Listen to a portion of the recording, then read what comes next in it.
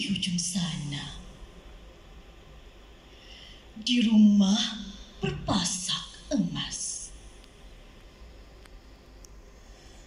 duduk pembicara.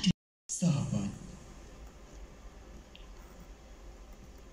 barangkali paling mengerti serta memahami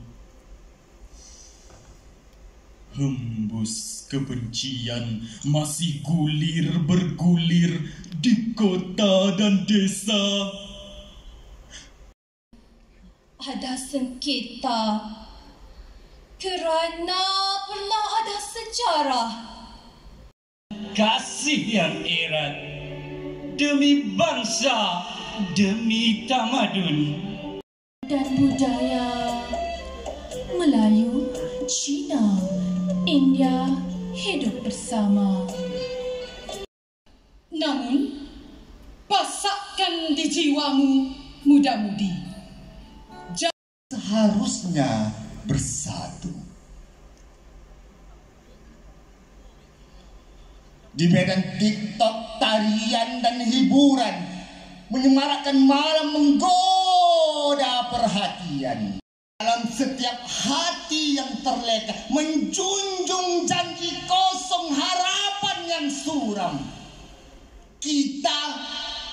Kita sebagai bangsa terperangkap dalam kebingungan.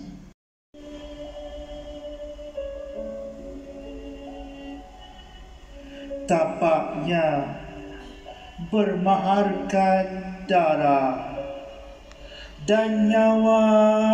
Itulah laungan setiap kali menjelang 31 Ogos. Apa yang kau tahu tentang merdeka? Apa yang kau tahu? Adakah kau telah benar-benar merdeka? Berpisahkan gelombang Laut Cina Selatan ini, kita bangunkan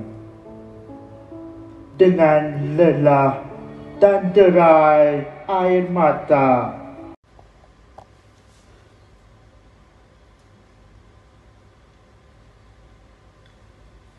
Di hujung sana,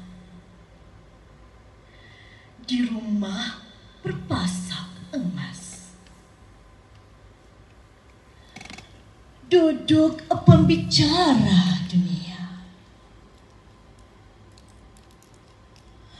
Makan tak habis-habis sampai muntah berkali-kali di kolong lembab menusukkan kehanyiran.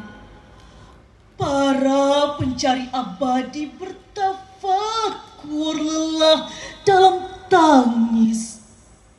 Luka diwarisi belum sembuh.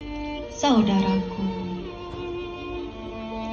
perpaduan itu benarnya sebuah ikatan murni.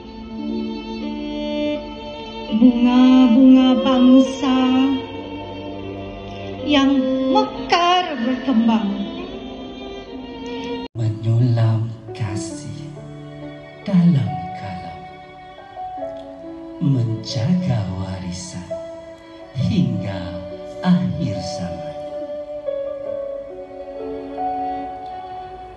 Bahasa ibunda penuh makna, merangkai cerita, mengukir sejarah. Di dalamnya tersemat harapan, menyatu bangsa, mencipta perpaduan.